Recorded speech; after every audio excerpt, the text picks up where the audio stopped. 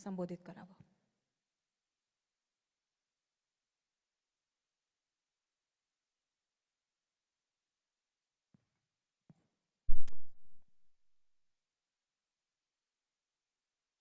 परमादरणीय doctor Mohan Bhagwatji, महाराष्ट्राचे मुख्यमंत्री देवेंद्रजी,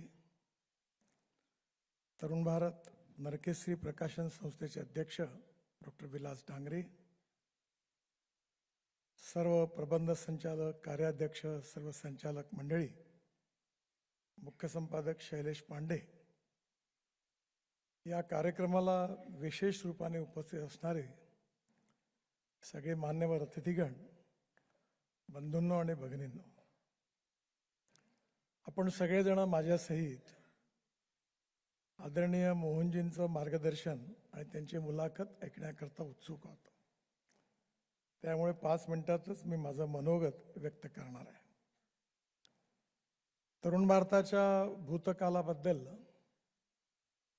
बरीचशी माहिती आपल्या सगळ्यांना आहे आणि पूर्ववक्त्यांनी पण तो इतिहास सांगितलेला आहे. भूतकाळातल्या इतिहासाचं स्मरण करणं याकरता आवश्यक आहे की वर्तमान काळामध्ये त्या इतिहासाची आठवण ठेवून भविष्यातली नीती तयार करण्याकरता ती उपयोगी आहे. तरुण भारताला अनेक संकटातून जावं लागलं आणि या संकटामध्ये ज्याप्रमाणे राग झाल्यानंतर फिनिक्स पक्षासारखं पुन्हा तरुण भारत उभा राहिला आणि या सर्व संकटांमध्ये आपली वैचारिक कटिबद्धता तरुण भारताने कधी सोडली नाही. आपल्या देशामध्ये किंवा विश्वामध्ये देखील जे फिलॉसॉफर होऊन गेलेत त्यांनी उत्तम वर्णन केलं आहे की पर्सन आणि पार्टी यात पार्टी महत्त्वाची आहे.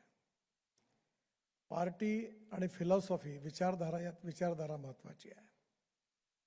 आणि डॉक्टर हेडगेवारांनी राष्ट्रीय स्वयंसेवक संघाच्या स्थापनेच्या मागे तो उद्देश होता की हे राष्ट्र एवढं समृद्ध संपन्न होतं, अनेक राजे ताकदवान होते, तरी व्यापार करता आलेल्या इंग्रजांनी या देशावर युनियन जॅक फडकवला. याचं कारण काय? आणि म्हणून त्याचं चिंतन केल्यानंतर या देशाला संघटित केलं पाहिजे आणि राष्ट्रवादाच्या विचाराच्या आधारावर भारतीयत्व हेच राष्ट्रीयत्व आहे आणि राष्ट्रीयत्व हेच हिंदुत्व आहे आणि हिंदू इतिहास, संस्कृती, विचारधारा याच्या आधारावर भविष्यातल्या राष्ट्राची निर्मिती होणार आहे. या विचाराच्या आधारावर त्यांनी संघाची स्थापना केली. पाहता पाहता संघाचं रूपांतर वटवृक्षात झालं आणि हाच जो विचार आहे हा समाजापर्यंत पोहोचवण्याकरता लोकशाहीमध्ये मीडियाचं योगदान खूप मोठं आहे. लोकशाही ज्या 4 स्तंभावर उभी आहे त्यापैकी एक स्तंभ जो आहे तो मीडिया आहे, एक ज्युडिशरी आहे, एक लेजिस्लेटिव्ह विंग आहे आणि एक एक्झिक्युटिव्ह विंग आहे. आणि म्हणून मीडियाचं महत्त्व म्हणजे लोकप्रबोधन, लोकशिक्षण आणि लोकसंस्कार. राष्ट्रीय पुनर्निर्माणाच्या दृष्टीने हा विचार समाजातल्या शेवटच्या माणसापर्यंत पोहोचवणं आणि त्या दृष्टीने त्याची वैचारिक दृष्टी तयार करणं यामध्ये वर्तमानपत्राचं आणि मीडियाचं मोठं योगदान आहे. ते लक्षात घेऊन तरुण भारताच्या मागे संघाच्या अनेक स्वयंसेवकांनी, अनेक विचारकांनी, प्रचारकांनी आपली ताकद तरुण भारताच्या मागे उभी केली आणि विशेष रूपाने स्वर्गीय बाळासाहेब देवरस यांनी त्या काळामध्ये तरुण भारताकरता जो त्याग केला तो मी जवळून बघितला आहे. त्यांनी आपल्या जीवनात त्यांच्याजवळ असणारं फिक्स्ड डिपॉझिट देखील तरुण भारताला आणीबाणीच्या काळात दिलं. ते पैसे विड्रॉ करायला बँकेत मी गेलो होतो आणि पैसे तरुण भारतात पोहोचवण्याचं काम मी केलं होतं. त्यामुळे तरुण भारत कशा संकटात सांभाळला गेला ते अतिशय जवळून बघण्याची संधी मिळाली. आणि म्हणून या 100 वर्षाच्या इतिहासामध्ये माडखोलकरांपासून तर आजपर्यंत जे संपादक होते या सगळ्यांचं खूप मोठं योगदान आहे. आणि बाळासाहेबांपासून तर विलास डांगरेंपर्यंत जे अध्यक्ष होते, संचालक होते, त्यांचंही मोठं योगदान आहे.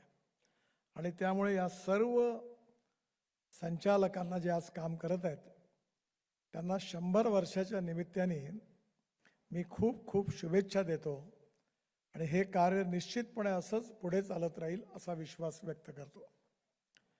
आज आपल्या समाजामध्ये सुरुवातीच्या काळामध्ये स्वाधीनतेच्या नंतर विचार भिन्नता ही समस्या होती. आज हळूहळू विचार भिन्नतेचं रूपांतर विचार शून्यतेकडे चाललं आहे. समाजाचं वैचारिक प्रबोधन, शिक्षण आणि संस्कार हे केल्याशिवाय योग्य व्यक्तींचं निर्माण होऊ शकत नाही आणि ते निर्माण झाल्याशिवाय सामाजिक आर्थिक परिवर्तनाबरोबर राष्ट्रीय पुनर्निर्माण देखील होऊ शकत नाही. आपल्या देशाला विश्वगुरू बनवायचं असेल, जगातली तिसरी अर्थव्यवस्था बनवायचं असेल, तर राष्ट्रवादाच्या बरोबर सामाजिक आर्थिक सुधारणा करून जातीयता, अस्पृश्यता, सामाजिक विषमता, आर्थिक विषमता यातून मुक्त करून आपल्याला आर्थिक विकासाचाही मजबूत पाया निर्माण केला पाहिजे. तत्वबंत ठेंगडीजी नेहमी असं म्हणायचे की every politician thinks from one election to other election. म्हणजे 5 वर्षाचा विचार राजकारणी करतात ते स्वाभाविकपण आहे, पण जे सोशिओ इकॉनॉमिक रिफॉर्मर आहे, नेशन बिल्डर आहेत, ते सेंचुरी टू सेंचुरी विचार करतात. संघाचं कार्यही असंच आहे. अनेक वर्ष हे चालत राहणार आहे आणि त्याची वैचारिक धुरा तरुण भारताने वैचारिक कटिबद्धता समोर ठेवून हे व्रत अखंड 100 वर्ष चालवलेलं आहे. व्रतस्थ राहणं आणि विचाराशी कटिबद्धता ठेवणं आणि त्यात व्यावसायिक यश मिळवणं या तिन्ही गोष्टी एकत्र काही नांदत नाही आणि त्यामुळे मधल्या काळामध्ये आर्थिकदृष्ट्याही अनेक अडचणी होत्या. पण मी आदरणीय डांगरे, डॉक्टर विलास डांगरे, अनिल दांडेकर आणि विशेषतः प्रबंध संचालक धनंजय बापट यांना मनापासून धन्यवाद देतो की त्यांनी आर्थिकदृष्ट्या देखील आता तरुण भारत हा तोट्यात नाही आहे. हा आमच्यासारख्या अनेक बाहेरून बघणाऱ्या लोकांकरता खूप मोठा सुखद मानसिक आनंद आहे, कारण या संकटाच्या अनेक गोष्टी जवळून बघण्याची संधी पण मला मिळाली. आणि आता त्यांनी पुण्याला अतिशय उत्तम अंक काढून त्या ठिकाणी पण कार्याला सुरुवात केलेली आहे. उत्तम कागद, उत्तम साहित्य, उत्तम पत्रकार, समाजाची कटिबद्धता, राष्ट्राशी कटिबद्धता आणि त्याचबरोबर वैचारिक कटिबद्धतेबरोबर प्रबोधन आणि संस्कार करणारं हे लोकशिक्षणाचं काम भविष्यात देखील तरुण भारत करत राहणार आहे. या 100 वर्षाच्या ऐतिहासिक वाटचालीकरता मी पुन्हा एकदा तरुण भारताच्या सर्व संचालक, अध्यक्ष, संपादक, पत्रकार आणि विशेषतः तरुण भारताला प्रतिसाद देणारे वाचक आपल्या सगळ्यांचंही तेवढंच योगदान आहे आणि म्हणून निश्चितपणे पुन्हा एकदा या सगळ्यांना मनापासून त्यांचं खूप खूप अभिनंदन करतो आणि त्यांच्या उज्ज्वल भविष्याकरता शुभेच्छा देतो आणि माझं बोलणं संपवतो. धन्यवाद.